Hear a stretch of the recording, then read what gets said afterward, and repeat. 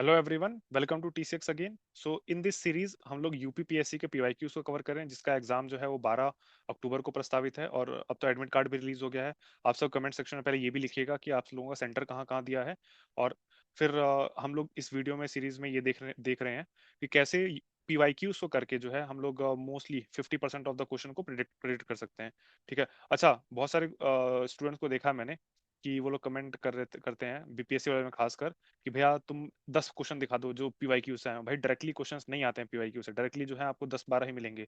लेकिन पीवाईक्यू करने का एक तरीका होता है, सिर्फ याद कर लेना। जैसे फॉर एग्जांपल ये क्वेश्चन है कि द नेम अघन्य mentioned in the passage of Rigveda refers to. ठीक है, ये एज इट इज क्वेश्चन जो है अगर रिपीट करेगा तो वो अलग चीज है। एज इट इज रिपीट नहीं करेगा, उससे रिलेटेड 4-5 चीजें और हैं जो मैं बताऊंगा, वहां से क्वेश्चन जो है वो बनने के चांसेस ज्यादा होते हैं। तो इसलिए ये मत कहा करिए कि जो है डायरेक्टली आप दिखा दीजिए मुझे 10 से 15 क्वेश्चन कहाँ से आए हैं रिपीट। लेकिन जिस तरीके से करवा रहे हैं और सारे ऑप्शंस को खोल के और जिस तरीके से डिटेल में एनालिसिस कर रहे हैं ना, उससे जो है आपके मोर देन 50% क्वेश्चन गारंटी फंसने वाले हैं। वो मैं लिख के दे रहा हूँ। स्टैटिक की बात कर रहा हूँ, ऑब्वियसली करंट अफेयर की नहीं। ठीक है, तो चलिए शुरू करते हैं। बाकी जिनको इस सीरीज से लाभ हो रहा है वो तो कमेंट सेक्शन में लिखिएगा, और बाकी जो जो क्वेश्चन मैं बोलता हूँ कि आप कमेंट सेक्शन में मेंशन करिए, उसका आंसर भी मेंशन करिएगा। ठीक है, फिर चलिए शुरू करते हैं। ये 2017 का पेपर है, 2018 तक कवर कर लिया हम लोगों ने, 2024 से बैकवर्ड डायरेक्शन में चलते हुए। तो चलिए फर्स्ट टॉपिक शुरू करते हैं, history of India and Indian national movement पे। ठीक है, जैसे क्वेश्चन नंबर 1 है, द नेम अघन्य। ठीक है, mentioned in many passage of the Rigveda refers to. अघन्य मतलब क्या होता है? अघन्य काउस को मेंशन किया गया। ठीक है, अब कुछ स्टूडेंट ऐसे होंगे जो अगर ये question as it is repeat आ गया तो ही मानेंगे कि पीवाईक्यू से रिपीट हुआ है। ठीक है, लेकिन नहीं, इससे रिलेटेड कुछ और चीजें हैं। जैसे फॉर एग्जांपल जो काऊ है, काऊ 176 टाइम्स मेंशन्ड है ऋग्वेद में। ठीक है, मैक्सिमम नंबर। सेकंड नंबर पे कौन सा जानवर मेंशन्ड है? वो हॉर्स है। काऊ इतनी इंपॉर्टेंट थी उस समय के लोगों के लिए कि गाय के नाम पर ही बहुत सारे यूनिट्स के नाम दे दिए। जैसे फॉर एग्जांपल डिस्टेंस, डिस्टेंस को बोल दिया गव्युति। गव्युति कैसे? जैसे लाइट ईयर होता है ना, तो लाइट ईयर का मतलब क्या है कि एक साल के अंदर लाइट कितना डिस्टेंस ट्रेवल करती है उसको लाइट ईयर कहते हैं। ठीक है, सिमिलरली एक दिन के अंदर गाय कितना डिस्टेंस ट्रेवल करती थी उसको गव्युति बोला गया। ठीक है, टाइम को बोला गया गोधुली। ठीक है, रिच मैन को बोला गया गोमत। ठीक है, ऐसा गोमत से नाम याद है। गोमत एक ताल भी है उसमें पीलीभीत डिस्ट्रिक्ट में, जहाँ से गोमती नदी निकलती है, तो उसको भी याद रखिएगा। ये गोमत अलग है, वो गोमत अलग है। ठीक है, राजा को बोलते थे गोपति। ठीक है, ऐसे ही डॉटर को बोलते थे दुहित्री। ठीक है, मतलब दूध को दूहने वाला जो होता है वो दुहित्री। ठीक है, तो अब यहाँ से क्वेश्चन जो है आने के चांसेस हो सकते हैं। ठीक है, अगर यहाँ से आए तो इसको भी माना जाएगा कि यहाँ ये पीवाईक्यू से इंस्पायर होकर क्वेश्चन पूछा हुआ है। ठीक है, अब एज इट इज नहीं पूछा जाता है। एज इट इज पूछने के दिन गए चले गए जब एज इट इज जो है 50 क्वेश्चन रिपीट हो जाते थे। लेकिन डायरेक्टली या इनडायरेक्टली जो है बहुत सारे क्वेश्चन रिपीट होते हैं, अगर वो देखने की कला होनी चाहिए। ठीक है, फिर चलिए शुरू करते हैं। चलिए चलते हैं नेक्स्ट क्वेश्चन पर। Question number 2, Matsya mahajanapada of the 6th century BC। ठीक है, मत्स्य महाजनपद क्या है? राजस्थान में है। ये वही है मत्स्य जनपद जिसकी राजधानी थी विराटनगर, और यहीं पांडवों ने जो है अपना अज्ञातवास का 1 साल बिताया था। ठीक है, राजस्थान में आज के। ठीक है, और मत्स्य है, और जो सबसे ओल्डेस्ट पुराण है वो क्या है? वो भी उसका नाम भी मत्स्य पुराण है, ये भी याद रखना है। देन क्वेश्चन नंबर 3 देखते हैं कि लिस्ट 1 और लिस्ट 2 को मैच करना है। ठीक है, देखिए आदिनाथ, ये बहुत इंपॉर्टेंट है सारे। आदिनाथ जो है, आदिनाथ जो फर्स्ट तीर्थंकर थे। ठीक है, इनको ऋषभ नाथ के नाम से भी जाना जाता है, फर्स्ट तीर्थंकर ऑफ द जैनिज्म। और फर्स्ट एक तो याद रखिएगा। ठीक है, उसके अलावा एक 23rd याद रखिएगा, पार्श्वनाथ। पार्श्वनाथ जी, ठीक है, इनका जो पार्श्वनाथ जी का जो वो है निर्वाण प्राप्त करने का जो जगह है वो समेत शिखर जी पर्वत है। समेत शिखर पर्वत कहाँ पे? झारखंड में आज के समय। फिर 24th जो है वो सबसे फेमस जो है महावीर स्वामी। ठीक है, ये इनका जन्म कहाँ हुआ था? इनका जन्म कुंडाग्राम में हुआ था, और इनकी मृत्यु यानी निर्वाण इन्होंने कहाँ प्राप्त किया था? पावापुरी में प्राप्त किया था। तो इनको याद रखना था। फर्स्ट तीर्थंकर तीर्थंकर का नाम, सेकंड और 23rd और 24th। एक मल्लीनाथ का नाम और याद रखना है आपको, क्योंकि मल्लीनाथ को लेके एक कंट्रोवर्सी है। जो श्वेतांबर जैन है, ठीक है, श्वेतांबर जैन जो है वो क्या बोलते हैं? मल्लीनाथ को मानते हैं एक फीमेल। ठीक है, ओनली फीमेल जो है तीर्थंकर हैं। बट दिगंबर जो है, ठीक है, इनका मानना ये है कि female can not achieve salvation. If you are born as female, you need to do good work. ठीक है, good karma, so that in next life you will rebirth as a male and then you will be able to achieve nirvana. ठीक है, तो दिगंबर का मानना है कि मल्लीनाथ जो है वो एक मेल थे, क्योंकि इन्होंने निर्वाण प्राप्त किया तभी तीर्थंकर बने। तो एक मेल ही जो है वो निर्वाण प्राप्त कर सकता है। तो ठीक है, इनको भी याद रखना है। तो ये 4 नाम तो जरूर याद रखने हैं। ठीक, तो पार्श्वनाथ, पार्श्वनाथ 23rd थे, उनका जो सिंबल था वो स्नेक था। ठीक, और मल्लीनाथ, मल्लीनाथ जो है वो वाटर जार। और आदिनाथ का जो है वो था बुल। और फिर उसके बाद आपका ये स्तंभवनाथ, स्तंभवनाथ का था हॉर्स। ठीक है, इनको याद रखिएगा। ठीक। और महावीर स्वामी का क्या था, महावीर स्वामी का जो है वो अ, ठीक है, महावीर स्वामी का भी याद रखिएगा, महावीर स्वामी के साथ जो है वो लॉयन एसोसिएटेड है। ठीक है, शेर। फिर क्वेश्चन नंबर फोर्थ पे चलते हैं। बराबर हिल्स केव, बराबर हिल्स केव जैसे हम जानते हैं कि अशोक ने बनवाए थे, किसके लिए बनाए थे, आजीविका सेक्ट के लिए बनवाए थे। ठीक है, ये तो इंपॉर्टेंट है, क्वेश्चन में तो खैर यही पूछा है कि बराबर हिल्स जो है वो क्या है, नॉट ट्रू पूछा है कि चार हैं, चारों के नाम यहाँ लिख दिए मैंने, करण चौपर, लोमस ऋषि, सुदामा और विश्वकर्मा। ये चार केव्स हैं और ये मेंस में ज्यादा काम आते हैं। ठीक है, लोमस ऋषि केव, करण चौपर, सुदामा और विश्वकर्मा केव्स। ठीक है, फिर Ashoka inscription, Ashoka obviously found हो गए क्योंकि अशोका नहीं बनवाए थे, किन के लिए, आजीविका सेक्ट के लिए। आजीविका सेक्ट के फाउंडर कौन थे, आजीविका सेक्ट के फाउंडर थे आपके मखाली गोसाल। ठीक है, ये क्लासिक एनसीईआरटी फैक्ट है। ठीक है, मखली गोसाल। ठीक, और जो अपने महावीर स्वामी थे, ठीक है, वो एक टाइम पे इन्हीं के शिष्य हुआ करते थे। ठीक है, तो जो दिगंबर जैन की परंपरा आई है, ठीक है, वो इनसे सीखी थी इन्होंने, मतलब बिना बिना क्लोथ के रहना। ठीक है, एक ये इंपॉर्टेंट चीज है। दूसरी एक और इम्पोर्टेंट चीज है कि आजीविका जो मौर्य एम्पायर था, मौर्य एम्पायर में जो पहले रूलर थे, ठीक है, जो चंद्रगुप्त मौर्य, उन्होंने बाद में जैनिज्म को अपना लिया था। बिंदुसार जो उनके पुत्र थे अगले, उन्होंने आजीविका सेक्ट को अपनाया था। फिर ठीक है, फिर जो आपके अशोक थे, उन्होंने बौद्धिज्म को अपनाया था, लेकिन सारे धर्मों के प्रति जो है वो टॉलरेंट थे, इसलिए आजीविका सेक्ट के लोगों को इन्होंने बराबर हिल्स बना के दिया था। ठीक। और these inscription inform us about the dedication of these caves to Ajivika. ठीक है, ये भी ठीक है। फिर these inscription date back to 6th century BC. क्या 6th सेंचुरी बीसी अशोका का टाइम पीरियड आपको याद हो। ठीक है, अच्छा पहले मौर्य एम्पायर का, मौर्य एम्पायर का एस्टेब्लिशमेंट किसने किया था, चंद्रगुप्त मौर्य ने किया था 321 बीसी में। और वो करीब 298 297 बीसी के, मतलब इसी रफली टाइम पीरियड के आसपास थे। उसके बाद जो बिंदुसार आते हैं, ठीक है, बिंदुसार जो है वो 298 से लेकर वो करीब करीब आई थिंक 272 इसी के इर्द गिर्द जो है वो 272 या 271 के आसपास जो है वो इनका रूल पीरियड रहता है। फिर जो अशोक रहते हैं, ठीक है, अशोक जो है वैसे तो 272 बीसी में जो बिंदुसार की मृत्यु हो जाती है, लेकिन 4 साल जो है उनका जो आपस में भाइयों के बीच में स्ट्रगल चलता है। ठीक है, तो 268 से एक्चुअल में रूल होता है, लेकिन स्टिल 272 से माना जाता है, 272 से लेकर 40 साल तक था इनका, 232 बीसी तक। ठीक है, जिसमें 261 में कलिंगा वॉर, बीसी में कलिंगा वॉर भी था। ठीक, तो अगर आपको इसका आइडिया है, थोड़ा बहुत एग्जैक्ट आइडिया भी नहीं है ईयर का, रफ आइडिया है कि 3rd सेंचुरी बीसी के आसपास है, तो ये आप गलत कर सकते हैं कि 6th सेंचुरी बीसी कौन सा टाइम पीरियड था। 6th सेंचुरी बीसी वो था जब महाजनपद काल की शुरुआत हो रही थी। ठीक है, जब मगध का स्टैब्लिशमेंट हो रहा था अभी, तो उस समय का है। देन उसी को सेकंड अर्बनाइजेशन का फेस कहते हैं। फर्स्ट अर्बनाइजेशन कौन सा था, इंडस वैली सिविलाइजेशन। ठीक, तो इसका आंसर क्या हो जाएगा, डी। फिर ये देखिए इंपॉर्टेंट है, गांधार आर्ट। ठीक है, तीन तरह के जो है वो बुद्धिज्म के आर्ट हैं। ठीक है, एक तो गांधार है, ठीक है, दूसरा जो है आपका ये मथुरा आर्ट है, तीसरा जो है कौन सा है, अमरावती। अमरावती जो है वो ज्यादातर सतवाहनों को इसका क्रेडिट दिया जाता है, और गांधार और मथुरा को दोनों का जो क्रेडिट दिया जाता है कुषाणों को दिया जाता है। ठीक, फिर तो गांधार आर्ट जो है वो एक का तो तीन हो गया। ठीक है, जूनागढ़ रॉक इंस्क्रिप्शन। ठीक है, अच्छा एक प्रीवियस वीडियो, किसी वीडियो में मैंने वो गलत बोल दिया था कि जूनागढ़ रॉक इंस्क्रिप्शन जो है वो किससे, रुद्रदमन से रिलेटेड है। ठीक है, रुद्रदमन कौन थे, रुद्रदमन शक रूलर थे। ठीक है, मैंने एक बार गलती से बोल दिया था कि इंडो ग्रीक थे, वो बाय चांस हो गया था। रुद्रदमन जो है शक रूलर थे, और इन्होंने जूनागढ़ इंस्क्रिप्शन में क्या लिखा है कि Sudarshan lake, Sudarshan lake which was जो खुदवाया था, किसने खुदवाया था, एक मैन मेड लेक है, वो चंद्रगुप्त मौर्य के समय में बना था, बट उसको रिपेयर करवाया था किसने, रुद्रदमन ने, वो एज अ शक रूलर। ठीक है, तो ये कहाँ पे है, जूनागढ़ रॉक इंस्क्रिप्शन में इसके बारे में मेंशन है। तो Junagadh rock inscription is associated with Rudradaman.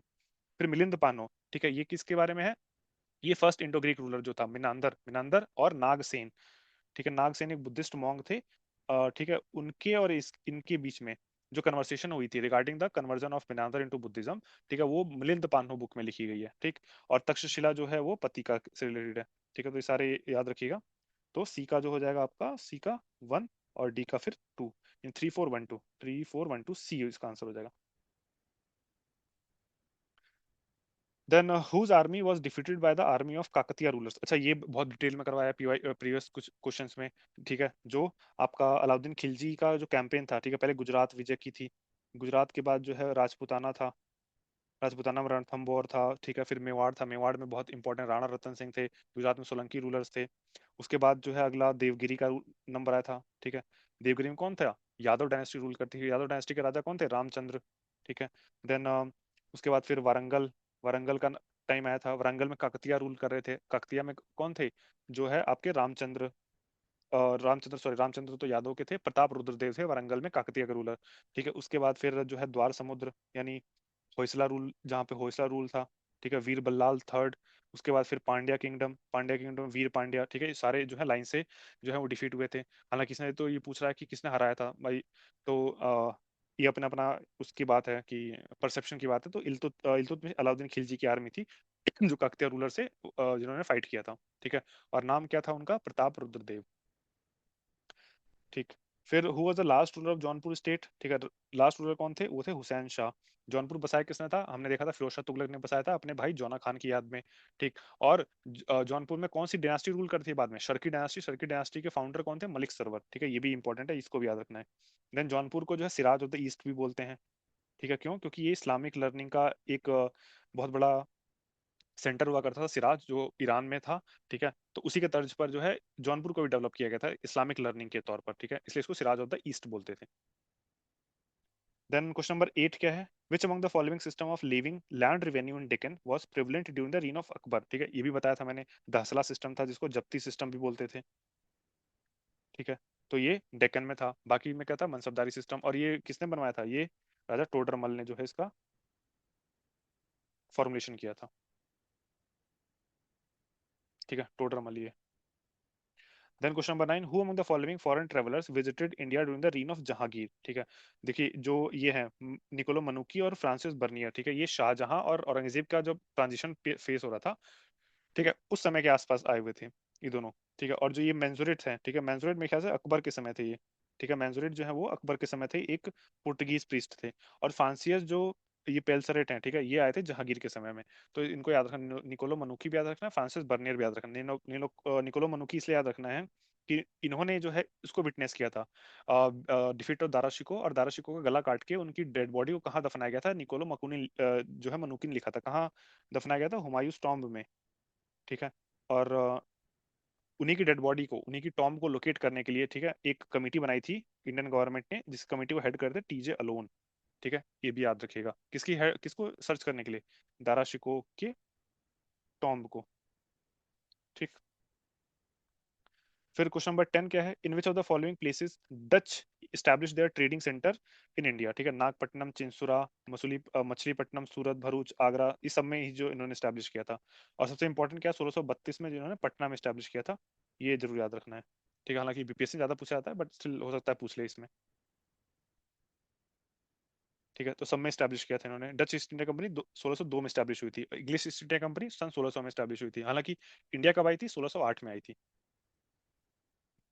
ठीक है, फिर question number 11, which of the following pair is not correctly matched? देखिए, हेक्टर मुनरो तो बैटल ऑफ बक्सर में थे। कब हुई थी? 1764 में हुई थी। इसके बीच में, ठीक है, तीन लोग थे। एक तो मीर कासिम था, दूसरा जो है Shah Alam two of the Mughal emperor, and Shujauddaula of the ये अवध का नवाब।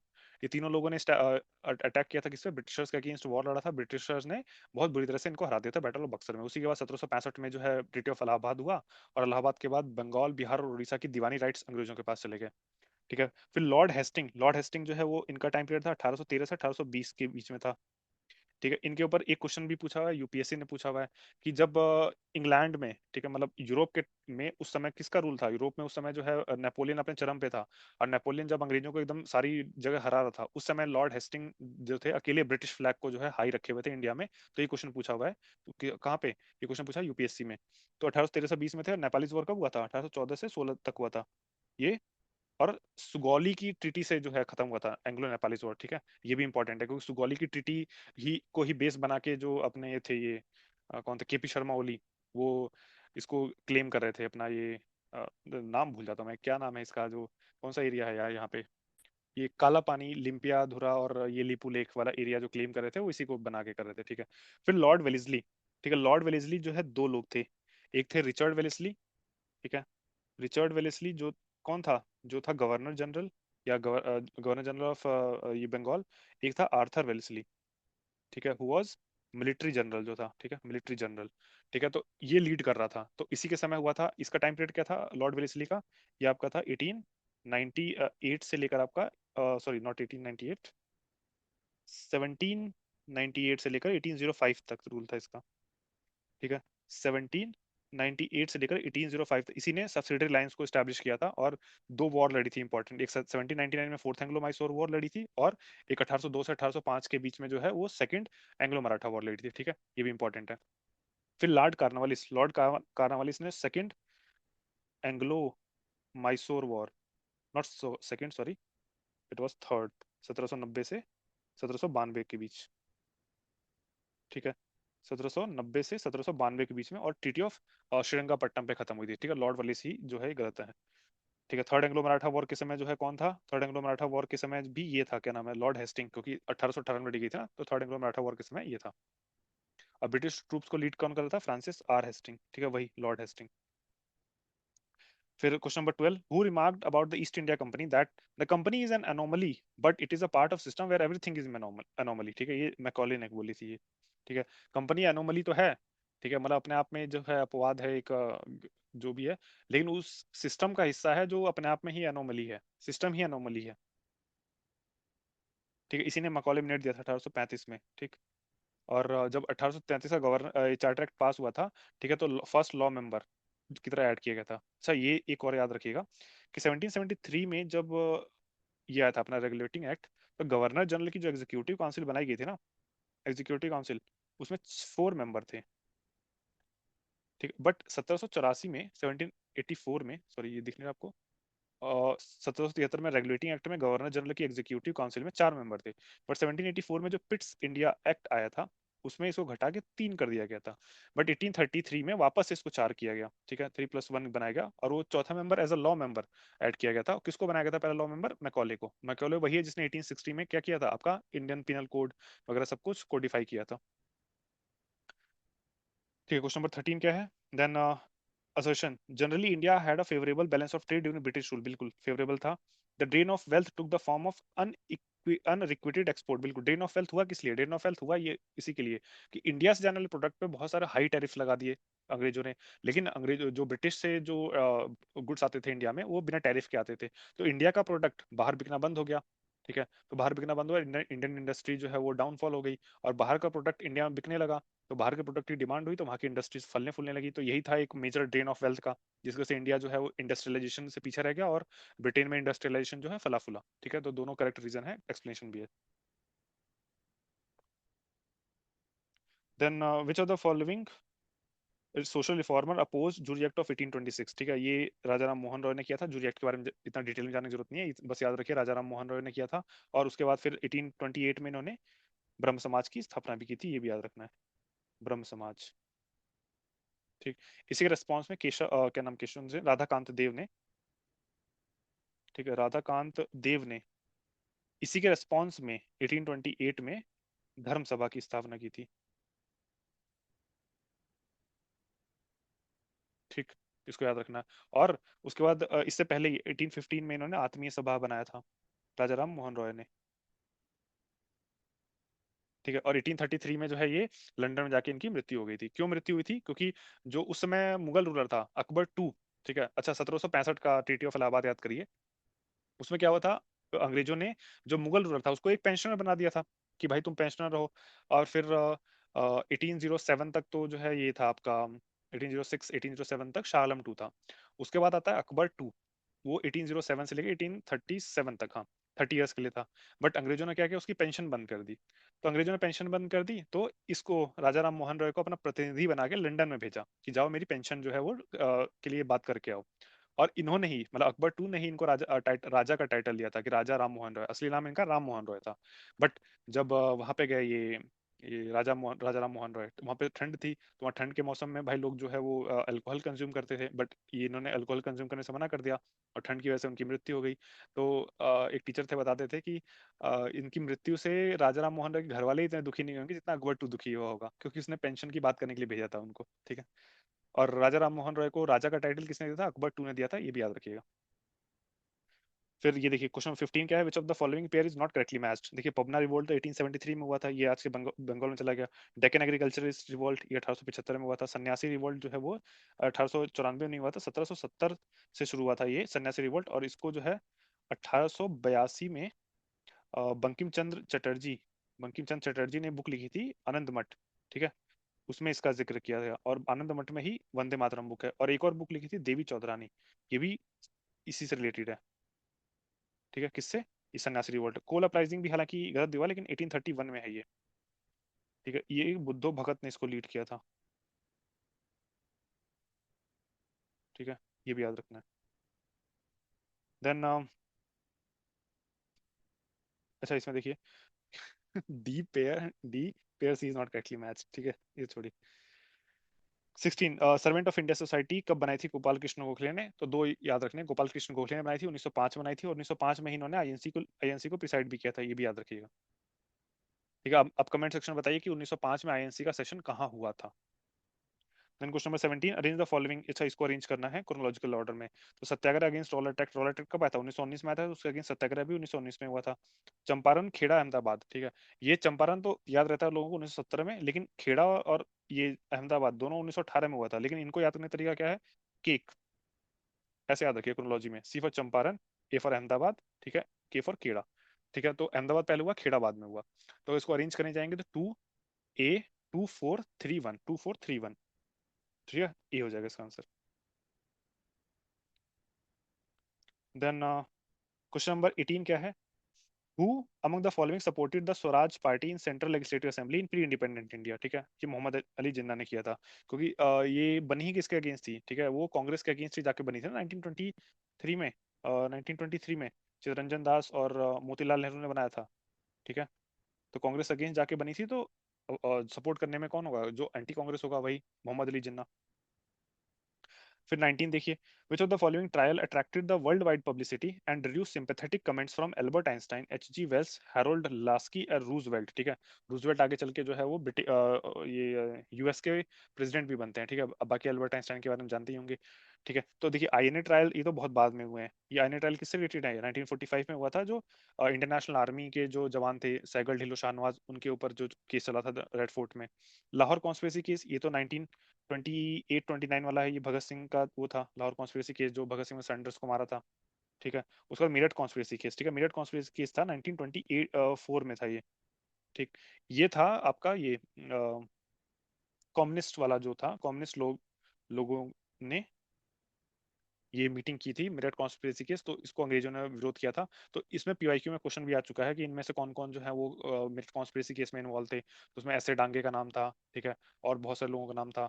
ये नेली नेली गुप्ता जी थी। ठीक है, तो बहुत सारे लोगों का नाम था उसमें, वो भी देखिएगा। ठीक है, हालांकि ये बाद में 1929 में, अच्छा सॉरी, ये 1929 का है, नॉट 24। ठीक है, तो मेरठ कॉन्स्पिरेसी केस जो है वो 1920 में, but it is related to communism. ठीक है, कम्युनिस्ट से रिलेटेड था मेरठ कॉन्स्पिरेसी केस। फिर 20 क्या है? In which of the following year the Jatiya Sarkar. अच्छा, जातीय सरकार जो है कब बनी थी? वो क्विट इंडिया मूवमेंट के दौरान जो है वो बनी थी। क्विट इंडिया मूवमेंट के दौरान। ठीक है, तो क्विट इंडिया मूवमेंट कब हुआ था? 1942 में। ठीक है, तो आपको ये भी ध्यान रखना है, एक प्रति सरकार बनी थी। ठीक है, बलिया में बनाया था। यूपी के हैं तो यूपी के याद रखिए, बलिया में चिट्टू पांडे ने।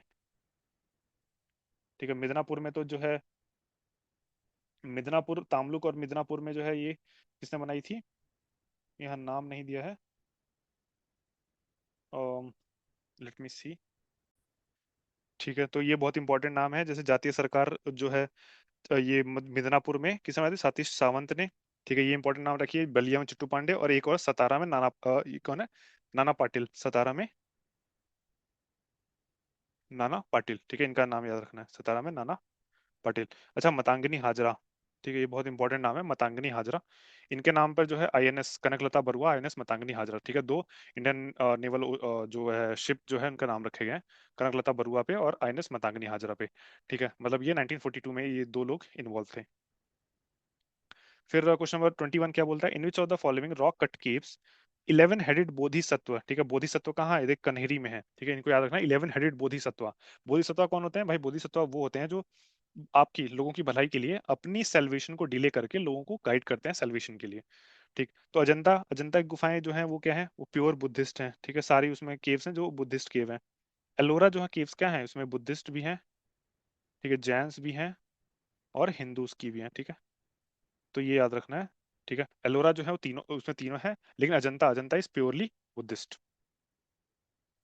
ठीक है, बट कन्हेरी में क्या है? कन्हेरी में 11 हेडेड बोधिसत्व है। ठीक, फिर 22 क्या है कि in early chaityagriha and vihara of Guntupalli in west Godavari district are rock cut. ठीक है, रॉक कट ही होंगे, क्यों? क्योंकि पूरा उस वाले एरिया में जो है रॉक कट इसलिए होंगे, गुफाएं बहुत सारी है ना। ठीक है, और पहाड़ वगैरह ज्यादा है, तो रॉक कट जो है बनाने में इजी होगा, तो रॉक कट है सारी। और चैत्य और vihar of the eastern Deccan are usually rock cut. ठीक है, दोनों स्टेटमेंट करेक्ट है, रॉक कट ही होते थे ज्यादातर। देन अब आते हैं India and the world geography पर। ठीक है, India and the world geography में क्या है, first question, tropic of cancer passes through which of the following state. ठीक है, ये तो याद रखिए, ट्रॉपी ऑफ कैंसर कहाँ से पास होता है। ठीक है, तो उत्तर प्रदेश से नहीं होता है, ये आपको पता होना चाहिए कि उत्तर प्रदेश से नहीं होता है। तो अगर इसमें से सब कुछ कुछ भी नहीं पता हो, बट थ्री पता हो मेरे को, तो थ्री से ही मैं सारा एलिमिनेट कर दूंगा, तो इस मेरा आंसर वन निकल जाएगा। तो वन, टू एंड फोर। बाकी जितने स्टेट्स हैं वो जरूर याद रखेंगे, ये मैप है मेरे सामने, मैं देख के बताता हूँ।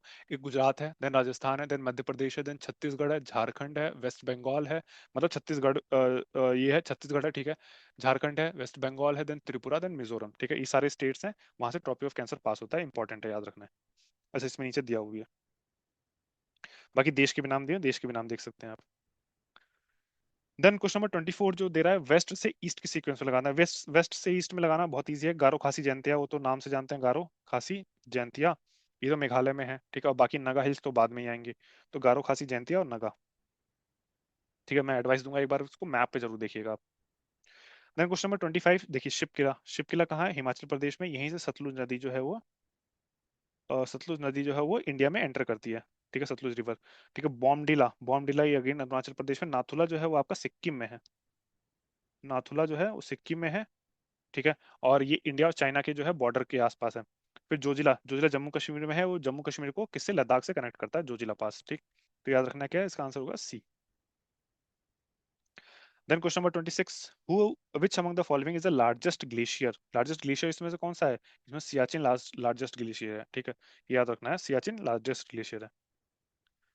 ठीक है, देन इसको थर्ड वो पोल भी बताया ना, हिमालय रीजन का वाला, third pole, second longest world's non polar areas. अच्छा, इसको वर्ल्ड का थर्ड पोल भी बोला जाता है, ये वाला जो एरिया है ना, हिमालय वाला रीजन। क्वेश्चन नंबर 27 क्या है, match list one list two. Dudhsagar fall. ठीक है, दूध सागर फॉल से पहले जो जॉग फॉल है। ठीक है, जॉग फॉल याद रखना है आपका किस पे है, लेट मी सी, दूध सागर फॉल जो है वो तो आपका इस पे है, दूध सागर तो आपका जो है मांडोवी नदी पे है, ये आपका गोवा में है। देन जॉग फॉल शारावती पे है, ये आपका कर्नाटका में है। ठीक है, इन दोनों को तो याद रखना है। ठीक, तो बाकी हो गया आपका अ, अगर ए का चार है और डी का तीन, ए का चार और डी का तीन, तो आपका ए हो जाएगा आंसर। मतलब डुडुमा जो है, डुडुमा कहाँ है, मच्छकुंड रिवर पे है। ठीक है, और गोकाक जो है वो घाट प्रभा रिवर पे है। ठीक, बाकी ये इंपॉर्टेंट है, ये पिछले कुछ वीडियोस में भी कराया था कि हाईएस्ट जो वाटरफॉल है वो कुंचिकल है। ठीक है, ये एनसीईआरटी का क्लासिक फैक्ट है, इसको याद रखना है, हाईएस्ट वाटरफॉल कुंचिकल है। ठीक है, और कहाँ पे है, ये वराही वराही नदी पर है, शिवमोगा डिस्ट्रिक्ट ऑफ कर्नाटका में।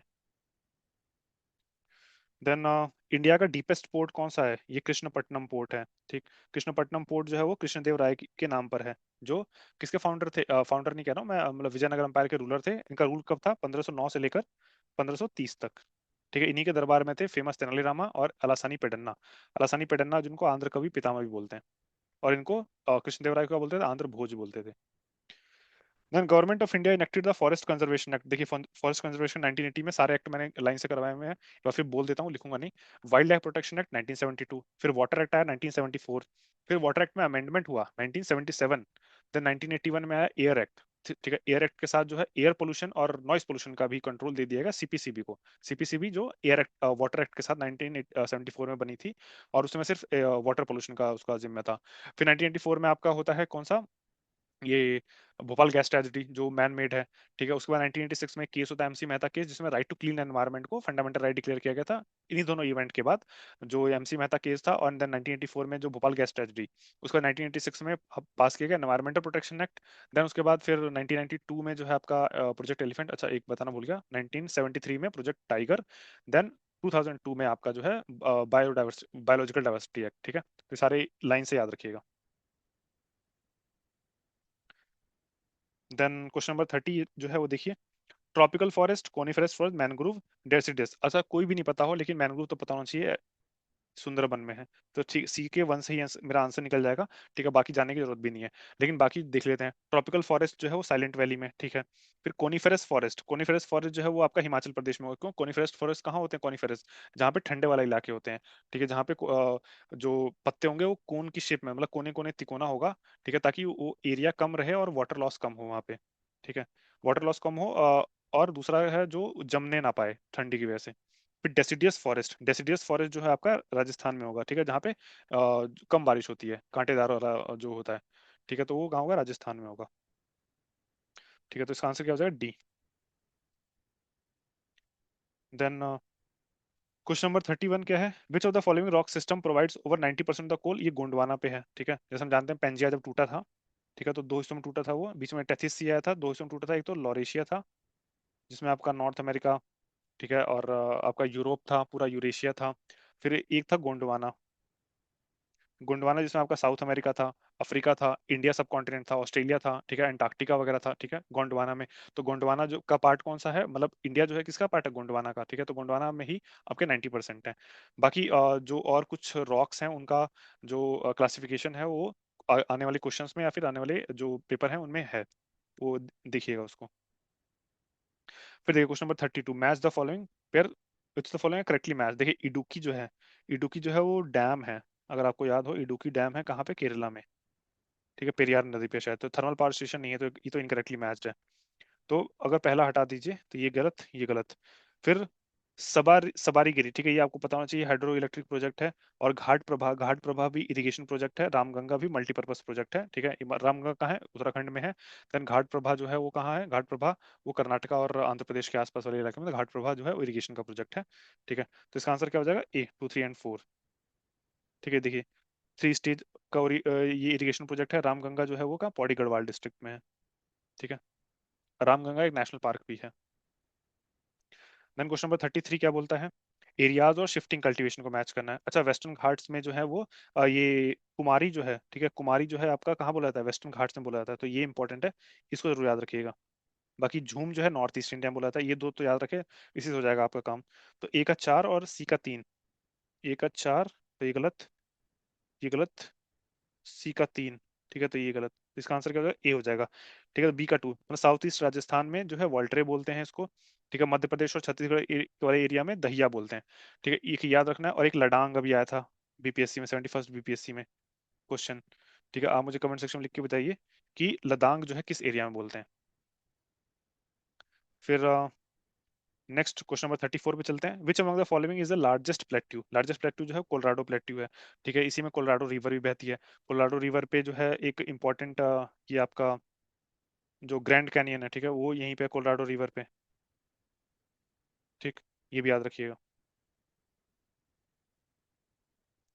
देन क्वेश्चन नंबर 34, सिटीज और रिवर्स को मैच करना है। तो खार्तूम, खार्तूम जो है वो कहाँ है? खार्तूम जो है ये सूडान वाला एरिया में है, ठीक, तो वहाँ पे नाइल नदी नदी बहती है। पेरिस जो है ये सी नदी किनारे है, ये पीवाईक्यू में दोबारा भी आ चुका है अभी 23 से 24 के आसपास में। रोटरडैम, रोटरडैम कहाँ है? रोटरडैम नीदरलैंड में है, वहाँ राइन नदी बहती है। फिर ब्राजाविले, ब्राजाविले जो कहाँ है? ठीक है, ये आपका अफ्रीका में है, वो जायरे नदी के किनारे है, ठीक है। जायरे नदी किनारे कौन सा है? जायरे नदी, वो कॉन्गो रिवर को ही जायरे रिवर कहते हैं, मतलब उसी के आसपास है, कॉन्गो रिवर के आसपास, तो ये भी याद रखना है। तो इसका आंसर क्या हो जाएगा? ए हो जाएगा, ठीक है। सीन नदी याद रखिएगा, सीन नदी इसलिए याद रखना है क्योंकि अभी जो पेरिस ओलंपिक हुए थे तो उसके लिए न्यूज में था सीन नदी। फिर 36 क्या है?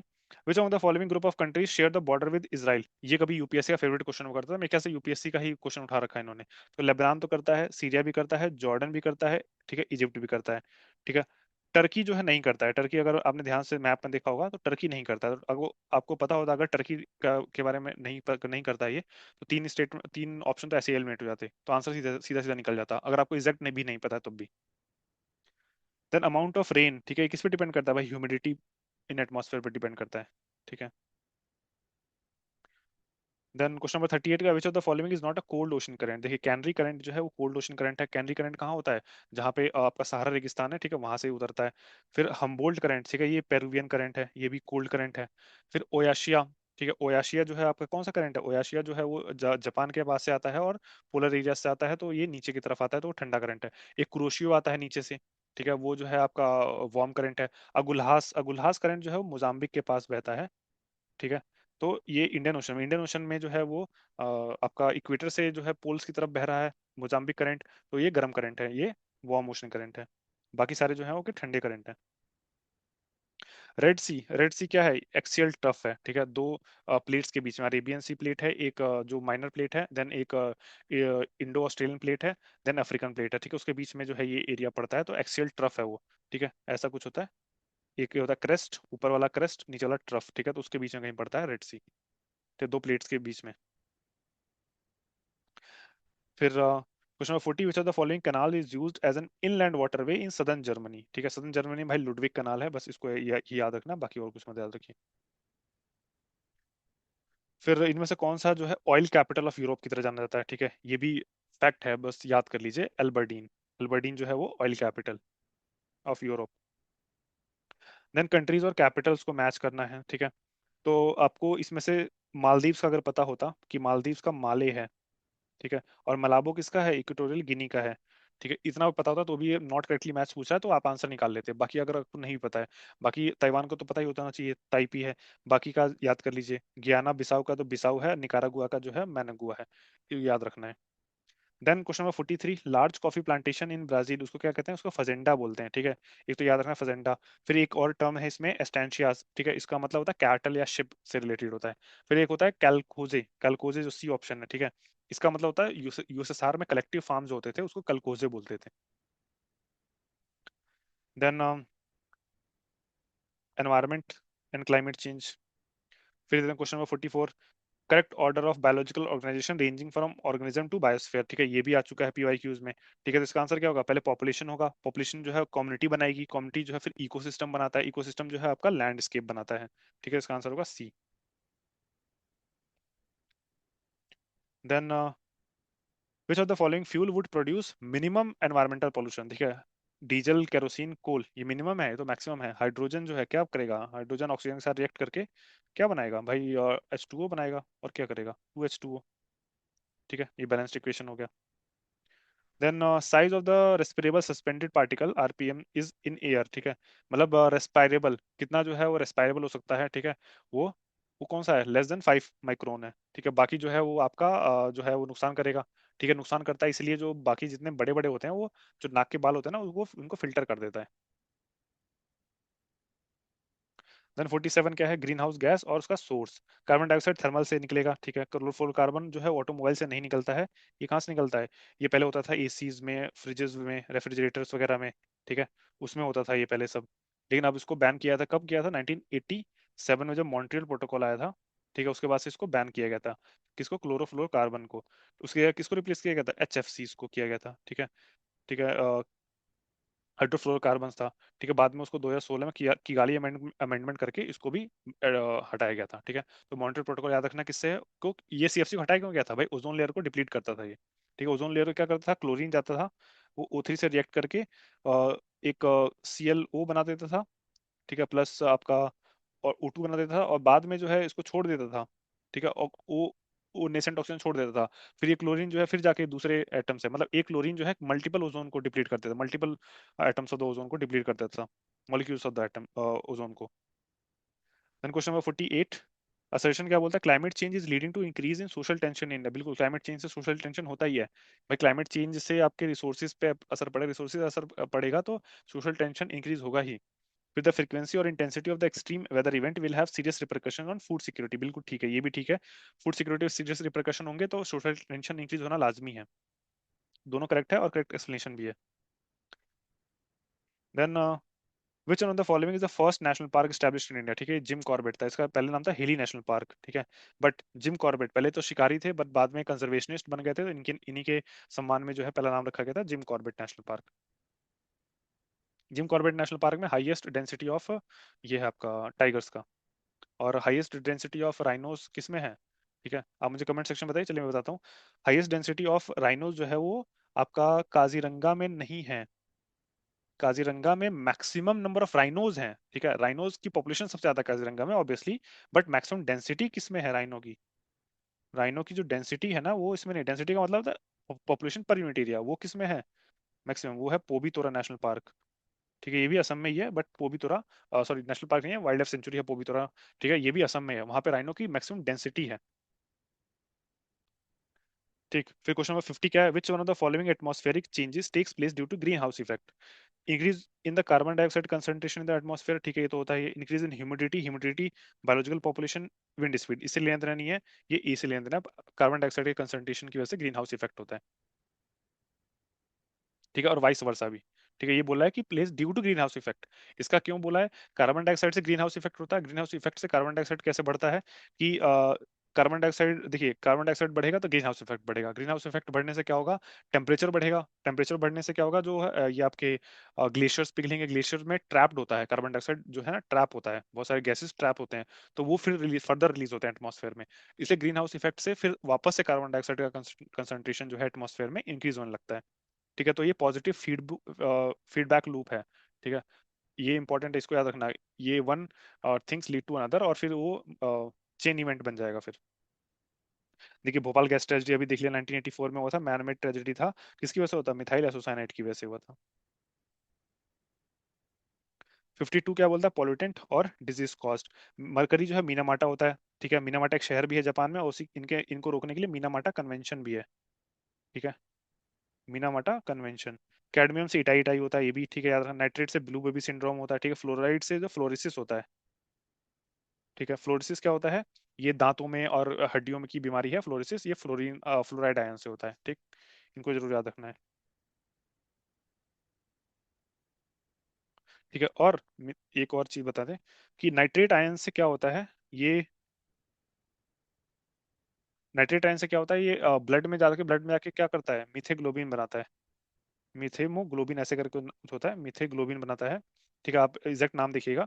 लेकिन इसका इससे क्या होता है कि जो ऑक्सीजन कैरिंग कैपेसिटी होती है ब्लड की ना, उसको रिड्यूस कर देता है, तो जो बॉडी होती है नीली पड़ जाती है। ठीक, तो नाइट्रेट आयन की वजह से होता है। लेकिन जो अगर ये क्वेश्चन पूछे पीवाईक्यू में पूछा हुआ है कि ब्लड के अंदर क्या फॉर्म होता है, ब्लड के अंदर नाइट्रेट आयन नहीं, ब्लड के अंदर ये फॉर्म होता है। ठीक है, इसका एग्जैक्ट मुझे नाम एग्जैक्टली ध्यान नहीं आ रहा, मिथेमोग्लोबिन शायद होता है।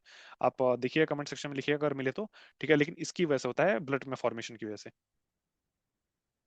ठीक, देन क्वेश्चन नंबर 53 क्या बोलता है, which of the following is consider to be the optimum concentration of carbon dioxide? ठीक है, अभी कितना है? अभी देखिए, अभी 78% जो है क्या है? नाइट्रोजन है।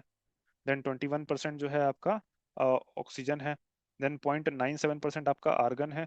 और 0.04% जो है आपका CO2 है। ठीक है, तो यही ऑप्टिमम है, इससे बढ़ना देना नहीं देना है। ठीक है, तो यही ऑप्टिमम है। Then biodiversity has a maximum danger from destruction of natural habitat, इससे मैक्सिमम डेंजर है।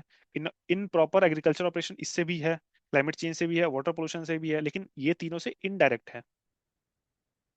ठीक है, लेकिन इससे डायरेक्टली है, आप हैबिटेट को ही जाके डिस्ट्रॉय कर दो। ठीक है, तो डायरेक्टली है, मैक्सिमम डेंजर होगा इसमें। फिर क्वेश्चन 55 कि which of the following are the primary causes of climate change? Primary causes क्या है भाई? बर्निंग ऑफ फॉसिल फ्यूल, ये तो सबसे बड़ा कॉज है। Exploding number of automobile driven by oil, ये भी है। इंक्रीजिंग सोलर फ्लेयर्स, देखिए सोलर फ्लेयर्स है, लेकिन सोलर फ्लेयर्स जो है वो प्राइमरी कॉज नहीं है। सोलर फ्लेयर्स आते हैं वो टेम्परेरी बेसिस में है, मतलब परमानेंटली डैमेज नहीं करते हैं वो। हैवी डिफोरेस्टेशन, बिल्कुल डिफोरेस्टेशन से तो है ही। तो 1 2 एंड 4 इसका आंसर होना चाहिए। ठीक है, सोलर फ्लेयर्स तो वो एक सोलर विंड आती है, वो हमेशा से आती रही है, वो कुछ टाइम के लिए आती है, टेम्पररी डैमेज कर देती है। बट परमानेंट कोई एज सच डैमेज नहीं होता उससे। जो इनकी वजह से होता है, क्लाइमेट चेंज की वजह से परमानेंट डैमेज होता है, परमानेंट इन द सेंस की लॉन्ग टर्म में। फिर 56 क्या है? और nitrogen fixing agent blue green algae, blue green algae कहाँ पाए जाते हैं? ब्लू ग्रीन एल्गी जो है वो आपका ठीक है पैडी में पाया जाएगा। राइजोबियम जो है वो पी में यानी लेगुमिनस में पाए जाते हैं। ठीक है, और एजोबैक्टर जो है वो आपका वीट में। मेज जो है आपका कहाँ पाया जाता है? मेज जो है वो गलत है। मेज जो है आपका ये नाइट्रोजन फिक्स नहीं करता है। ठीक है, मेज एजोला पहले नाइट्रोजन फिक्सेशन नहीं करता है। ये एक सिम्बायोसिस बनाता है साइनोबैक्टीरियम का, ये जाके बाद में ये एजोला की लीफ कैविटी में पाया जाता है। ठीक है, वो जाके नाइट्रोजन फिक्सेशन करता है।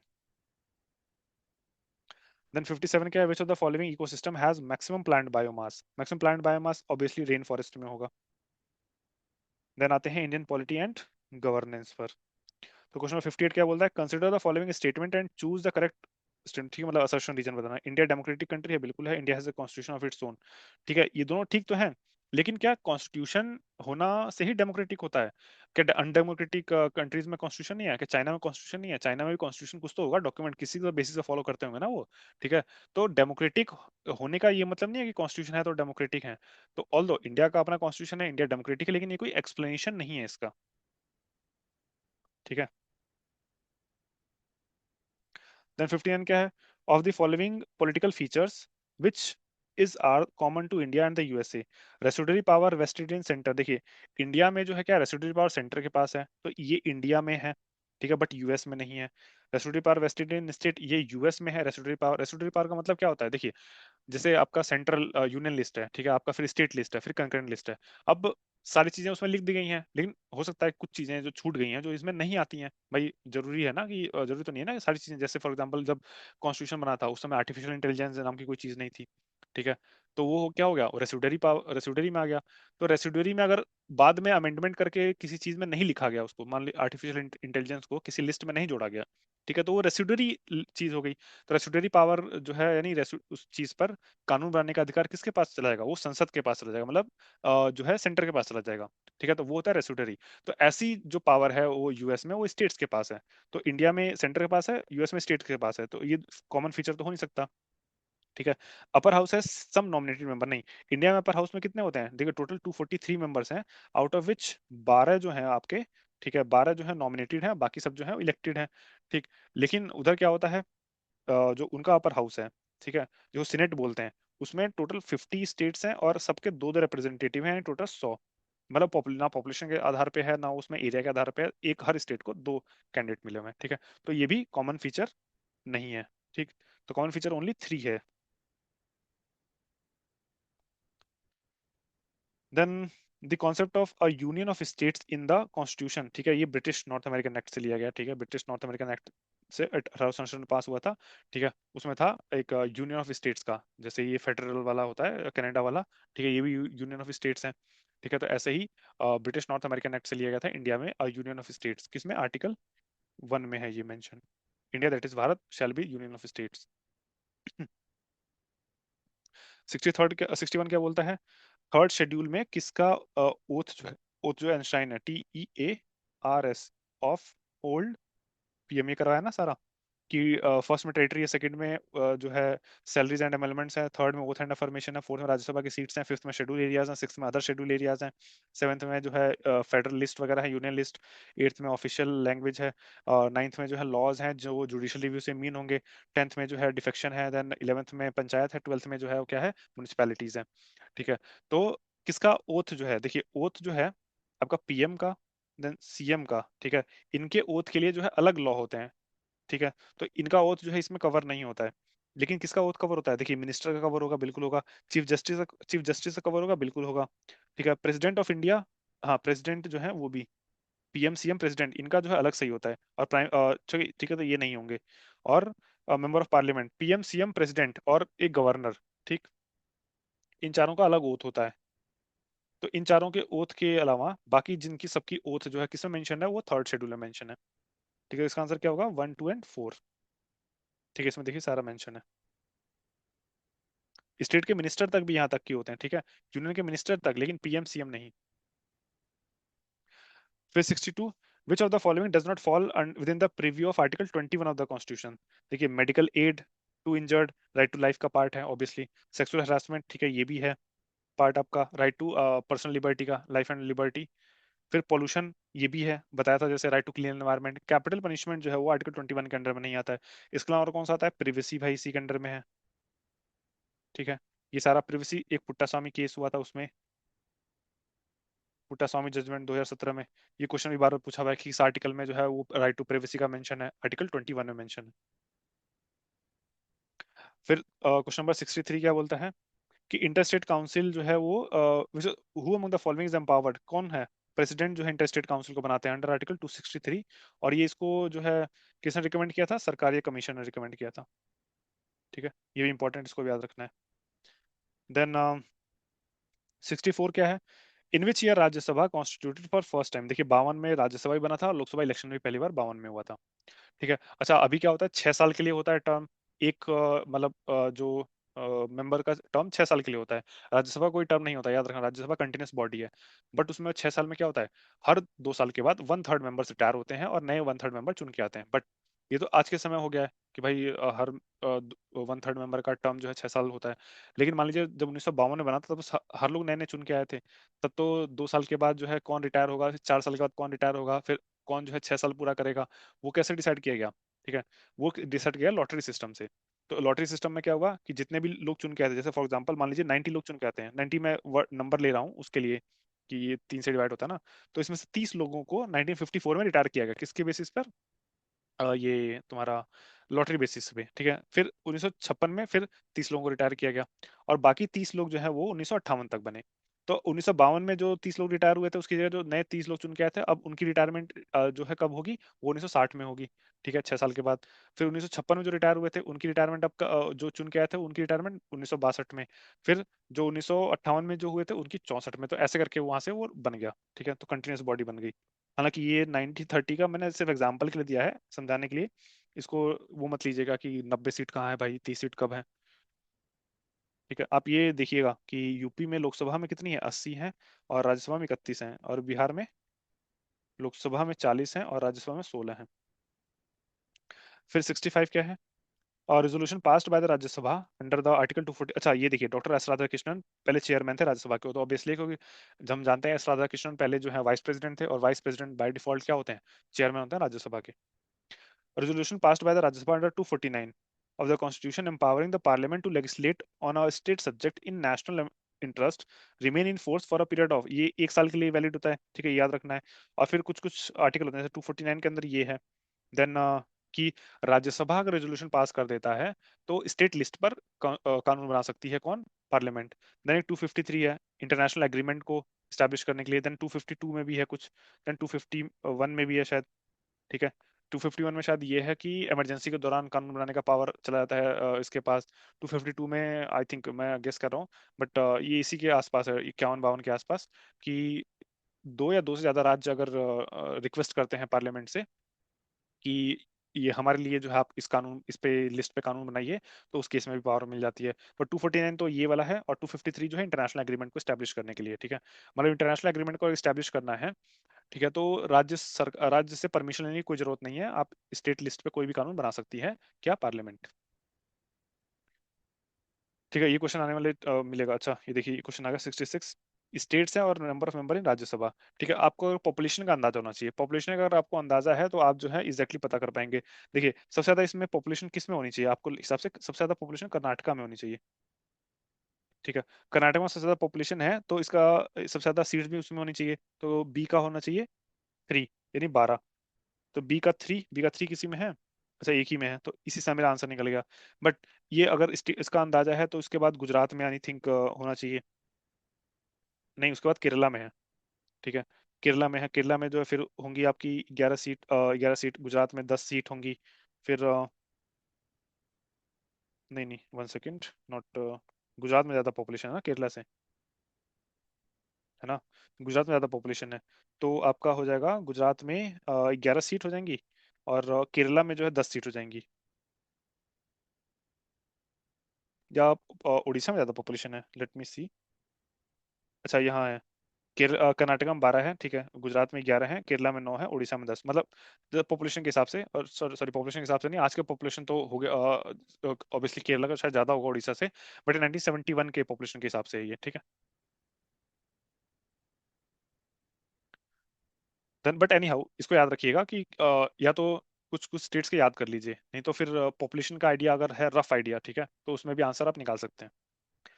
और इधर कोरम, कोरम कितना होता है भाई मीटिंग के लिए, कोरम जो होता है 1/10 होता है, 10% जो है वो कोरम होता है, ठीक है, 1/10।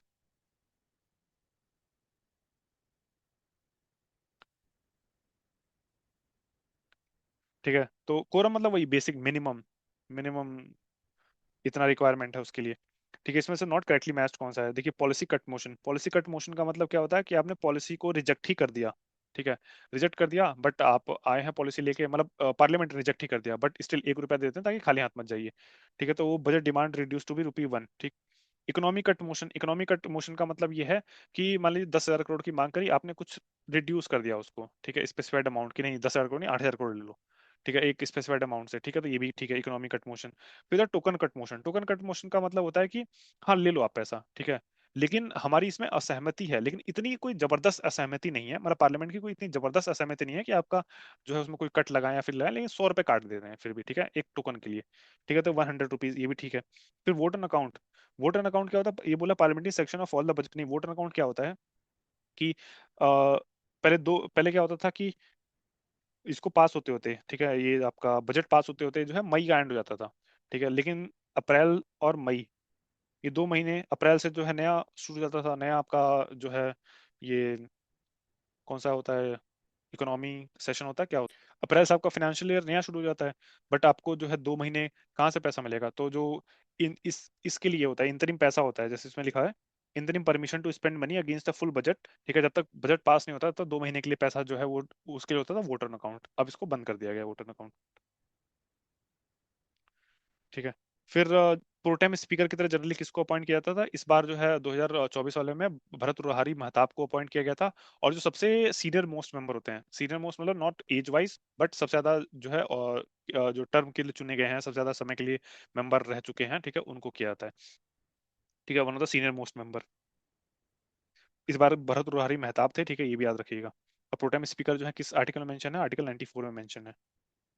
देन 70 क्या बोलता है which one of the following is not collective privilege of the members of the parliament. देखिए, प्रिविलेज जो होता है वो पार्लियामेंट के लिए 105 में होता है, और जो आपका 105 आर्टिकल में, और जो स्टेट वाले के लिए होता है 194 आर्टिकल में, ठीक है। तो freedom of debate and proceeding, ठीक है, ये कलेक्टिव प्रिविलेज है, बिल्कुल है। Right to regulate the internal matter, ये भी कलेक्टिव है। Freedom from attendance as witness, ये भी प्रिविलेज है, लेकिन ये इंडिविजुअल इंडिविजुअल की है, ये कलेक्टिव नहीं है, दो तरह की होगी ना, एक एज एन इंडिविजुअल एमपी भी होगी, और एक फिर एज अ मतलब हाउस एज अ होल, ठीक है, पार्लियामेंट की, ठीक है, तो कलेक्टिव उसको कहेंगे प्रिविलेज, और कुछ इंडिविजुअल प्रिविलेज, तो ये इंडिविजुअल प्रिविलेज है, ठीक, तो यही जो है कलेक्टिव नहीं है, ये इंडिविजुअल है। Then question number 71, which one of the following is not a feature of zonal council. देखिए, कॉन्स्टिट्यूशनल बॉडी नहीं है ये, जोनल काउंसिल जो है वो किससे सेटअप किया गया था, जो स्टेट रिओर्गनाइजेशन एक्ट था 1956, उससे बनाए गए थे 5 जोनल काउंसिल, और छठा जो है, जो नॉर्थ ईस्ट वाला है, वो 1971 में नॉर्थ ईस्टर्न काउंसिल एक्ट से पास किया गया था, ठीक है, तो ये एक स्टैट्यूटरी बॉडी है, कॉन्स्टिट्यूशनल बॉडी नहीं है, ठीक है, बाकी सारे ठीक है, ये है 1956 में, ये चंडीगढ़ ऑल दो नॉट स्टेट इंक्लूड इंक्लूड है, एडवाइजरी बॉडी है, ठीक है। फिर 72 क्या है, सरकारिया कमीशन के मेंबर कौन थे, ठीक है, ये बहुत बेकार क्वेश्चन था, इसको याद करने की जरूरत नहीं है, लेकिन आ गया तो देख लीजिए, doctor S R Singh. But Sarkaria commission जो है वो किससे रिलेटेड था, ये सेंटर स्टेट रिलेशन से रिलेटेड था, 1983 में वो किया गया था, बनाया गया था। अभी के समय लेटेस्ट है कुरियन जोसेफ कमेटी, अभी 1-2 महीने पहले ही बनाया गया है कुरियन जोसेफ कमेटी, ठीक है, तमिलनाडु गवर्नमेंट ने बनाया है इसको, इसलिए इसको याद रखिएगा, अभी शायद ये अगस्त के महीने में बनाया है ये, ठीक है, तो अगस्त का जो करंट अफेयर कवर कर किया था मैंने और चैनल पे, उसमें कवर किया था इसको, तो आप जाके उसको भी चेक कर सकते हैं। देन 73 क्या बोलता है, given below are two statements, the scope of judicial review is limited in India, ठीक है, लिमिटेड है obviously. The Indian constitution has some borrowed item, ठीक है, ये भी है, लेकिन करेक्ट एक्सप्लेनेशन थोड़ी है ये, ठीक है, और जुडिशियल रिव्यू का पावर जो है कहाँ से डिराइव होता है, आर्टिकल 13 से डिराइव होता है, ठीक है, 32 से हो गया, 226 से हो गया, ठीक है, ये सब जुडिशियल पावर की रिव्यू का पावर यहाँ से डिराइव होता है, बोरोड फीचर्स हैं ऑब्वियसली है, तो करेक्ट एक्सप्लेनेशन नहीं है लेकिन, ठीक है, जैसे फंडामेंटल राइट्स यूएसए से लिए गए थे, ठीक है, रूल ऑफ लॉ जो है वो यूके से लिया गया था, डीपीएसपी जो है आयरलैंड से, अच्छा आयरलैंड ने डीपीएसपी किससे लिया था, स्पेन से लिया था, ठीक है, ये भी पूछ सकता है, ये याद रखिएगा। देन 74 कि ये सेलेक्ट योर आंसर करना है, the governor does not have the power to appoint जज of the state high court, बिल्कुल ये राष्ट्रपति करते हैं, ठीक है, राष्ट्रपति मतलब अपॉइंटमेंट नहीं करते हैं नीचे से, जो है वो नाम तो कोई और देता है, बस वो नाम रहता है राष्ट्रपति का। He is not the part of legislature, ऐसा है क्या, नहीं, ये गलत है। गवर्नर जो है वो क्या होते हैं, जैसे पार्लियामेंट के पार्ट कौन होता है, लोकसभा, राज्यसभा और प्रेसिडेंट, ऐसे गवर्नर भी जो पार्ट होते हैं स्टेट लेजिस्लेचर के। He has the power to nominate some member in the legislative council, ठीक है, बिल्कुल है, इनके पास पावर है, जैसे राष्ट्रपति के पास सेंटर उसमें राज्यसभा में, इनके पास लेजिस्लेटिव काउंसिल में। He has no judicial power, नहीं बिल्कुल नहीं, इनके पास होता है जुडिशियल पावर, किस आर्टिकल 161 के अंदर में, और प्रेसिडेंट के पास किस में होता है, जुडिशियल पावर मतलब वही मर्सी पिटिशन वाला जो पावर होता है वो 72 में प्रेसिडेंट के पास है वो, और गवर्नर के पास जो है 161 में है। ठीक है, तो 2 और 4 गलत है, लेकिन करेक्ट पूछ रहा है ना इसमें, तो 1 and 3 are correct. Then question number 75, assertion model code of conduct is to be followed by an political parties as soon as election is announced। बिल्कुल ठीक है। Model code of conduct was enacted by parliament, नहीं यही तो उसका रोना है। Model code of conduct जो है वो ईसीआई का इनोवेशन है, लेकिन ईसीआई बहुत टाइम से डिमांड कर रहा है कि इसको कोडिफाई करके इसमें लॉ पास किया जाए। ठीक है, मतलब स्टैट्यूटरी स्टेटस दिया जाए, बट स्टिल इसको स्टैट्यूटरी स्टेटस नहीं दिया गया है, तो reason is wrong. Then bullock capitalist, bullock capitalist किसको कहते हैं भाई? फार्मर जिनके पास रिसोर्सेज होते हैं लेकिन रिच नहीं होते हैं, ठीक है, उनको बुलक कैपिटलिस्ट बोला जाता है। ठीक है, बुलक कैपिटलिस्ट जो है नाम किसने दिया था ये याद रखिएगा। ठीक है, ये हैं आपके अमेरिकन ऑथर्स लॉयड और सुसैन, सुसैन रुडोल्फ। इनकी बुक थी इन परस्यूट ऑफ लक्ष्मी, इन्होंने ब्लैक कैपिटलिस्ट का नाम दिया था। ठीक है, कौन मतलब इनके पास थोड़े रिसोर्सेज हैं लेकिन इतने रिच नहीं है वो लोग। देन ये है curtailment of the power of judicial review. ठीक है, 38 अमेंडमेंट से किया गया था। Abolition of right to property as fundamental right, ये बहुत इंपॉर्टेंट है, 44th अमेंडमेंट से। ठीक है, ठीक है, हालांकि फर्स्ट, फोर्थ और 17th अमेंडमेंट, ठीक है, इन्होंने बहुत हद तक ऑलरेडी कर्टेल कर दिया था आपका राइट टू प्रॉपर्टी का, लेकिन ऑफिशियली इसको हटा ही दिया गया 44th अमेंडमेंट से। फिर 21 से 18 साल की एज जो है वो किससे की गई थी? ये 61st अमेंडमेंट से की गई थी। ठीक है, और अभी जो है यूके गवर्नमेंट ने प्रपोज किया है 18 से 16 करने का। फिर जो अभी नई नई नवेली वो चुन के आई हैं इंतरिम प्राइम मिनिस्टर आपकी नेपाल की सुशीला जी, उन्होंने भी प्रस्ताव दिया है 18 से 16 करने का। ठीक है, तो ये भी याद रखिएगा। फिर वर्ल्ड सेकुलर सोशलिस्ट इंटीग्रिटी, ये सब प्रियम्बल में ऐड किए गए थे 42nd अमेंडमेंट से। ठीक है, तो यही से आंसर निकल जाएगा इसका सी। ठीक है, 38th अमेंडमेंट है 1975 में। फिर इकोनॉमिक एंड सोशल डेवलपमेंट पे देखते हैं क्वेश्चन कि in which year UNO adopted the definition of absolute poverty. ठीक है, ये 1995 में, बट ईयर से क्या मतलब है? एब्सोल्यूट पॉवर्टी क्या होती है वो याद रखिएगा, रिलेटिव पॉवर्टी क्या होती है वो याद रखिएगा, और कल्चरल पॉवर्टी। ये पीवाईक्यू में एक और बार पूछा हुआ है कि इनमें से कौन सी पॉवर्टी का फॉर्म है, तो उसमें चार दिए हुए थे, एब्सोल्यूट पॉवर्टी था, रिलेटिव पॉवर्टी था, कल्चरल पॉवर्टी था, और एक और था कुछ कंपोजिट पॉवर्टी ऐसे करके था कुछ। बट ये तीन पॉवर्टी होती है, इसके अलावा कोई चौथा है तो उसको गलत मार दीजिएगा। एब्सोल्यूट पॉवर्टी होती है, रिलेटिव पॉवर्टी होती है, और कल्चरल पॉवर्टी होती है। ठीक है, नॉट कल्चरल पॉवर्टी, एक होता है, दो और होते हैं, एक सिचुएशनल पॉवर्टी भी होती है, एक जनरेशनल पॉवर्टी होती है। ठीक है, बट स्टिल ये तीन चार होते हैं बेसिक, इसको याद रखिएगा। इनके अलावा खैर वो तो उससे कॉमन सेंस से अगर होगा क्वेश्चन ना तो उससे भी निकल जाएगा वो तो। देन 79 क्या बोलता है? The specific requirement of the startup can be fulfilled by, देखिए एंजल इन्वेस्टर से भी करते हैं, वेंचर कैपिटलिस्ट भी होते हैं, क्राउड फंडिंग भी, all of the above. Angel investor कौन होते हैं? एंजल इन्वेस्टर होते हैं जो आपका जितना भी मार्केट का कैप बन रहा है, जैसे फॉर एग्जांपल आपकी कंपनी का मार्केट कैप 100 रुपए है, ठीक है, तो उससे बियॉन्ड जाके, ठीक है, मतलब 100 रुपए है और 2% आप अगर डाइल्यूट करते हैं तो 2 रुपए का आइटम मिलने चाहिए, ठीक है, मार्केट रेट के हिसाब से, लेकिन एंजल इन्वेस्टर जो है वो आपको 10 रुपए देते हैं उसी के 2% के बदले में। ठीक है, तो इसलिए एंजल इन्वेस्टर बोला जाता है। फिर वेंचर कैपिटल क्या होता है? वेंचर कैपिटल वही था जो इस तरह के स्टार्टअप में पैसा लगाते हैं हमारा रिस्क लेके। फिर क्राउड फंडिंग क्या होता है? बहुत सारे लोगों से पैसा इकट्ठा करके उसमें लगाया जाता है स्टार्टअप में। तो सारे जो है तरीके हैं स्टार्टअप में फंडिंग इकट्ठा करने के। ठीक है, फिर ये क्या है? Which bank has been established in China by BRICS, वो न्यू डेवलपमेंट बैंक था। ठीक है, कहाँ उसका हेडक्वार्टर? न्यू डेवलपमेंट बैंक का शंघाई में है। और शंघाई कोऑपरेशन ऑर्गेनाइजेशन एससीओ, उसका हेडक्वार्टर कहाँ है? वो बीजिंग में है। अच्छा ये बताइए कि ब्रिक्स बैंक का पार्ट बनने के लिए क्या ब्रिक्स का मेंबर होना जरूरी है? ठीक है, बिल्कुल जरूरी नहीं है। ठीक है, ये जरूर याद रखिएगा। Then target to reduce infant mortality rate, ठीक है, वो 28 पर जो है 1000 लाइव बर्थ था। ठीक है, बट ये पुराना डेटा हो गया, इसको छोड़ सकते हैं। देन अगेन ये देखिए अरेंज करने के लिए दिया है और ईयर भी दे दिया, ठीक है, क्रोनोलॉजी में अरेंज करने के लिए। तो ये 22 जनवरी 2015, 9 मई 2015, 25 सितंबर 2014, 28 अगस्त 2014। ठीक है, तो इसको तो याद ही रख लीजिएगा। तो ये दे ही दिया है कि कौन सा किस किस टाइम पे है, तो क्रोनोलॉजी में ऐसी अरेंज है। फिर राष्ट्रीय स्वास्थ्य बीमा योजना, ठीक है, ये भी पुराना डेटा हो गया खैर, लेकिन कवर किसको करता है ये? ओनली अनऑर्गेनाइज सेक्टर वर्कर्स को कवर करता है ये। ठीक है, सक्षम, सक्षम किसके लिए था? भाई न्यू इनडायरेक्ट टैक्स नेटवर्क था, लेकिन ये भी पुराना हो गया, इसको भी छोड़ सकते हैं। फिर 85 ग्लोबल जेंडर गैप इंडेक्स, ठीक है, ये किसके बेसिस पे निकलता है? देखो हेल्थ भी होता है, एजुकेशन भी होता है, इकोनॉमी भी होता है, लीजर नहीं होता है। ठीक है, लीजर को इंक्लूड करने लगे तो ग्लोबल जेंडर गैप जो है वो बहुत रिड्यूस हो जाएगा। ठीक है, फिर 86 Swadesh Darshan scheme launched by the government of India does not include the following. अच्छा, उस समय जो सूफी सर्किट नहीं था, बट अब जो है सूफी सर्किट को भी इंक्लूड कर दिया गया है। ठीक है, तो ये भी छोड़ सकते हैं, पुराना डेटा हो गया। फिर 87 क्या है, consider the following schemes and arrange them in chronological order. ठीक है, प्रधानमंत्री जन धन योजना 2014 में ये। ठीक। उसके अलावा फिर ये डिजिटल जेंडर एटलस, ठीक है, ये भी पुराना हो गया, इसको भी देखना देख सकते हैं कि डिजिटल जेंडर एटलस 2015 में है। फिर मुद्रा बैंक जो है ये कब लॉन्च किया गया, लेट अस सी। मुद्रा बैंक अप्रैल 2015 में। और फिर प्रधानमंत्री सुरक्षा बीमा योजना ये 9 मई 2015 में। ठीक है, तो इसका आंसर क्या हो जाएगा, ए 1 2 4 एंड 3। फिर देखिए 88, देखिए उदय क्या था, उज्जवल डिस्कॉम एश्योरेंस योजना था, ये जो डिस्ट्रीब्यूटिंग कंपनीज है, ये इलेक्ट्रिसिटी डिस्ट्रीब्यूशन कंपनीज है ना, उनके फिनांसिस के लिए था ये। ठीक है, तो ये तो करेक्ट है। हृदय स्कीम जो है वो आपके हेरिटेज साइट्स के लिए था, ये भी ठीक है। अमृत जो है वो अर्बन इंफ्रास्ट्रक्चर के लिए था। स्वच्छ भारत मिशन जो है वो सेफ ड्रिंकिंग वाटर के लिए नहीं था, ये साफ सफाई के लिए था ये। ठीक है।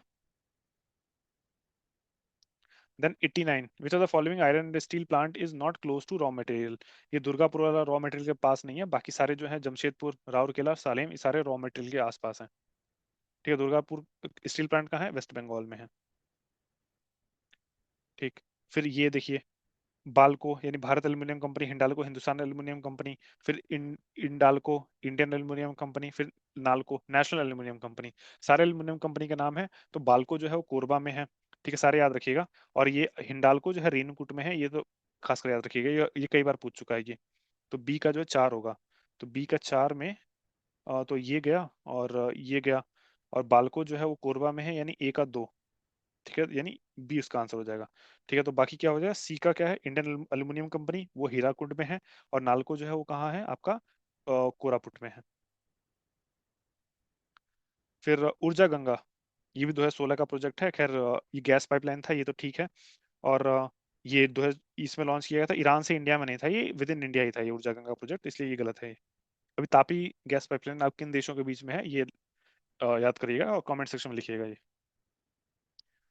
देन अच्छा, एक अमलेखगंज, ये आपका मोतिहारी से अमलेखगंज।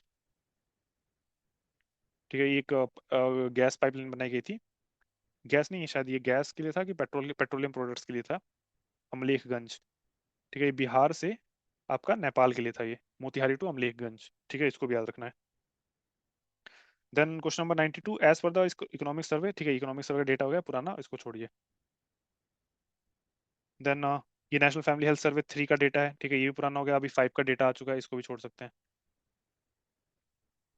देन 94 क्या बोलता है, ranked economically at the top but lowest on the basis of sex ratio. ये भी बहुत बार रिपीट हुई है, ये अभी हमने पिछली वीडियो में भी देखा था। तो ये हरियाणा है कि पर कैपिटा के मामले में तो वन ऑफ द हाईएस्ट है, लेकिन सेक्स रेशियो में लोवेस्ट है। ठीक है, इंडिया का कितना है, 943 है। और हरियाणा कितना है, 879 है। और हाईएस्ट किसका है भाई, केरला का है 1084।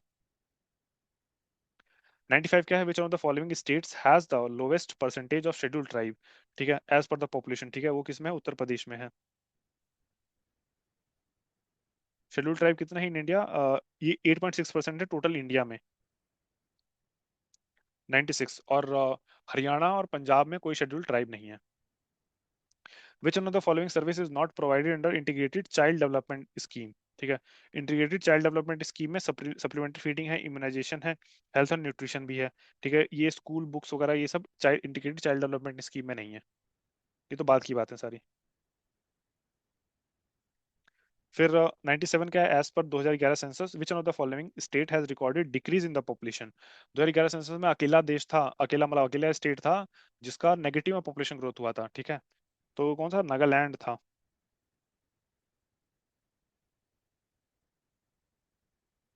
फिर 98 क्या बोलता है, assertion according to the World Health Organization in 1993 there were 16.5 million deaths due to infectious diseases। ठीक है, ये भी खैर पुराना डेटा हो गया। But urbanisation without health planning leads to spread of such diseases. ठीक है, ये करेक्ट है, ये भी करेक्ट है, ये भी करेक्ट है। लेकिन सिर्फ इसी वजह से विदाउट बिना अर्बनाइजेशन, बिना हेल्थ प्लानिंग की वजह से ही ये हुआ है, नहीं ऐसा नहीं है। बहुत सारे ऐसे एरियाज हैं जहाँ पे अर्बनाइजेशन नहीं है, और जहाँ पे अर्बनाइजेशन में हेल्थ प्लानिंग हुआ है, लेकिन वहाँ पे भी डेथ हुई थी। तो करेक्ट एक्सप्लेनेशन नहीं है, हालांकि ये वैसे करेक्ट है, अर्बनाइजेशन विदाउट हेल्थ प्लानिंग में डिजीज तो स्प्रेड होती ही है। Then first world summit on the social development under the aegis of UNESCO. ठीक है, ये कोपेनहेगन में, ये भी पुराना हो गया। अच्छा, पुराना नहीं है ये, स्टैटिक का ही पार्ट बन गया, 1995 का है ना, तो इसलिए याद रखना है। और आपका यूएन अर्थ समिट कहाँ हुआ था, वो रियो में हुआ था। Then the decade of sustainable energy for all, ठीक है, ये किसका था, यूनाइटेड नेशन का, ये भी खैर ये भी चलिए पुराना हो गया, 2014 से 24 तक था, ठीक है, अब इरेलीवेंट हो गया। Then general science and technology पूछते हैं, देखते हैं कि 101 an artificial satellite can be tracked very precisely from the earth by using a Doppler effect से। Then 5 bulbs each of 100 watt capacity in a tunnel are illuminated continuously for 20 hours। ठीक है, मतलब कितनी यूनिट होगी। अच्छा देखिए, 1000 watt यानी 1 kilowatt, 1 kilowatt for 1 hour is equal to 1 unit. ठीक है, तो 100 वाट अगर हो रहा है, तो या तो जो है 10 बल्ब मिलके, 10 बल्ब 1 घंटा जले, ठीक है, तब जाके 1 यूनिट होगा, या एक बल्ब 10 घंटा जले, तब जाके 1 यूनिट होगा। ठीक है, मतलब 1000 वाट लेकर ना कैसे भी करके। तो क्या बोल रहा है कि 5 बल्ब हैं 100 वाट के, यानी 500 वाट हो गया total. Tunnel are illuminated for 20 hours, ठीक है। पांच 500 वाट जो है वो 1 घंटे में हाफ यूनिट खींचेंगे, ठीक। तो 20 घंटे में कितना, 10 यूनिट खींचेंगे। ठीक है, कहाँ है, 10 यूनिट, सॉरी नॉट वन, 10। ठीक है, इसको डालते हैं, ये होगा 10 यूनिट्स।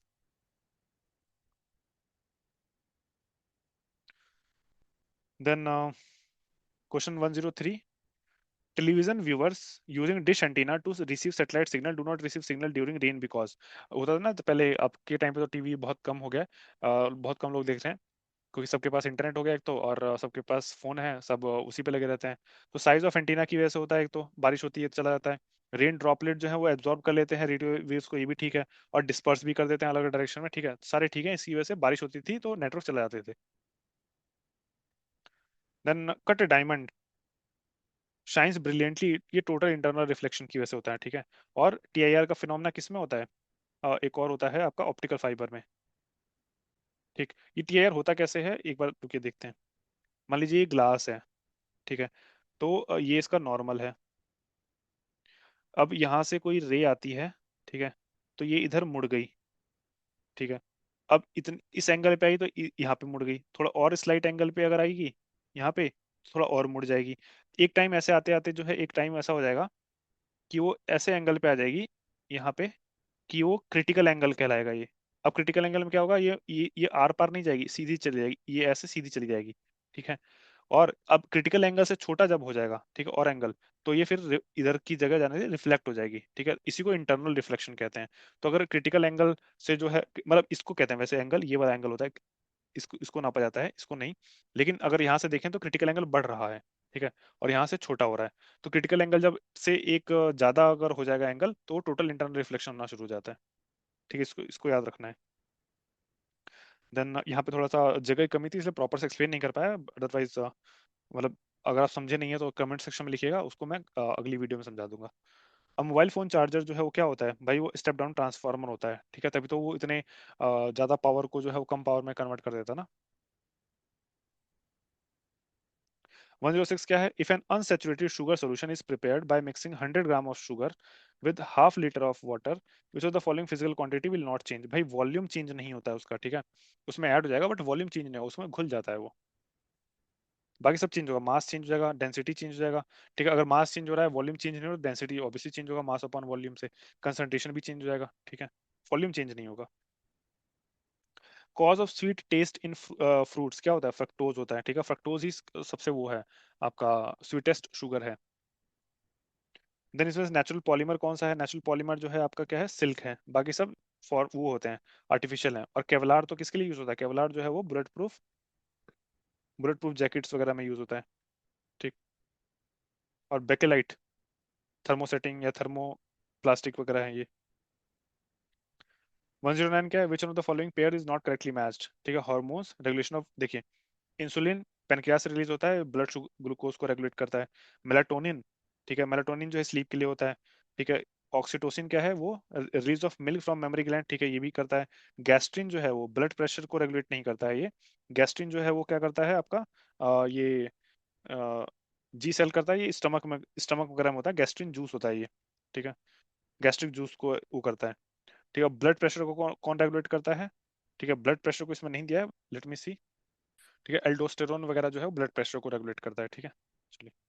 यूरिया क्या है? Urea nitrogen containing organic compound है। ठीक है, इसको पहली बार जो है उसमें सिंथेसिस कर लिया गया था, मतलब first organic compound to be synthesis in a lab was urea.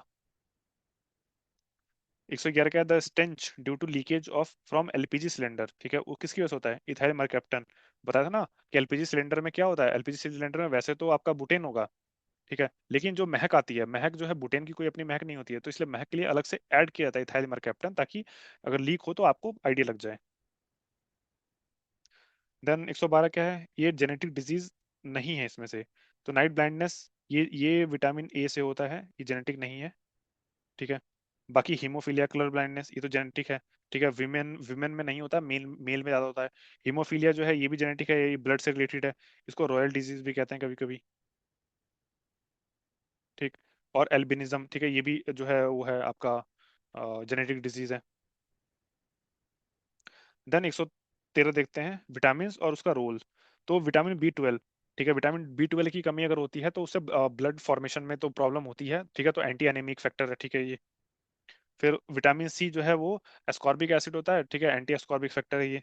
Vitamin D जो है एंटी स्टेरिलिटी फैक्टर नहीं है ये। विटामिन डी से जो है वो क्या करता है? ये हड्डियों वगैरह के लिए ये सब होता है।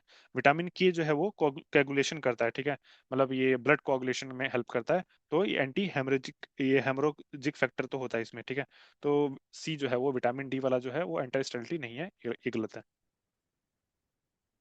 अच्छा, ये दिया है फैट सॉल्युबल। बी और सी, ठीक है, ये होते हैं आपके वाटर सॉल्युबल। बीसी जो है पानी सॉल्युबल, पानी में होते हैं, वाटर सॉल्युबल। बाकी जितने होते हैं सब फैट सॉल्युबल हैं। बीसी पानी में होता है, ठीक है, बाकी सब फैट में। 114 डेफिशिएंसी ऑफ आयोडीन से क्या होता है? गोइटरे होगा। ठीक है, ऑस्टियोपोरोसिस, हड्डी की बीमारी, ये विटामिन डी और इससे कैल्शियम वगैरह से होगा। Night blindness obviously vitamin A वगैरह से। 115 क्या है? ग्रेप्स, टैमरिंड और बनाना। ठीक है, टैमरिंड में टार्टरिक एसिड होता है। ठीक है, तो ये याद रखना है। बाकी सिट्रिक एसिड जो है वो उसमें विनेगर में होगा। ठीक है, एसिटिक एसिड में भी विनेगर में होगा। लैक्टिक एसिड जो वगैरह जो है दूध में होता है ये। ठीक है, सिट्रिक एसिड जो है विटामिन जो खट्टे वाले में सिट्रिक एसिड उसमें भी होता है। 116 क्या है? Which of the following has the largest brain in proportion to its body size? Human being नहीं है, डॉल्फिन है ये। डॉल्फिन स्मार्टेस्ट होते हैं। 117, the stones present in the गैल bladder affect the digestion of. ठीक है, किसको? फैट के डाइजेशन को अफेक्ट करते हैं जो स्टोन होते हैं। ठीक है, देन 118 क्या? प्रोडक्ट और इसका सोर्स। ओपियम, देखिए ओपियम जो है वो फ्रूट से होता है। हींग जो है वो रूट है। ठीक, रबर जो है क्या है? रबर जो है स्टेम से निकलता है। क्यूनाइन जो है वो क्या है? बार्क है। ये कई बार क्वेश्चन पूछा, क्यूनाइन जो है कहाँ से मिलता है? बार्क से मिलता है। किसके? चिंचोना ट्री के बार्क से। तो इसको याद रखिएगा, डी का 1 है तो ये दोनों गया। ठीक है, और बी का 2 है तो ये गया, तो आंसर हो जाएगा बी। देन असर्शन रीजन क्या है? Human body is incapable of digesting cellulose. ठीक है, सेलुलोज ह्यूमन बॉडी नहीं डाइजेस्ट कर सकती, इसके लिए अलग से कैपेबिलिटी किस में होता है? गाय भैंस वगैरह में होती है। फिर रीजन क्या है? Starch degrading enzyme diastase is found in human body. Starch जो है डिग्रेड करने के लिए एंजाइम तो इसमें होता है, लेकिन ये भी करेक्ट है, लेकिन इसका ए से कोई लेना देना नहीं है। ठीक है, तो इसलिए करेक्ट एक्सप्लेनेशन नहीं है ये। देन 120 क्या है? Which one of the following organs will not feel any pain on being pricked by the needle? Skin में पेन होगा, हार्ट में होगा, आई में भी होगा, ब्रेन में जो है कोई नहीं होगा। ठीक है, देन 121 का, in which of the following animals hooves are not found? मतलब खुर किस में नहीं होता? देखिए, डियर में होता है खुर, जेब्रा में भी खुर होता है, हॉर्स में भी होता है, जैकाल में खुर नहीं होता है, उसमें पंजे होते हैं। ठीक, इसको याद रखना है। फिर उसके बाद इसमें करंट वाले में देखिए कुछ इंपॉर्टेंट है, उसको मार्क किया होगा मैंने।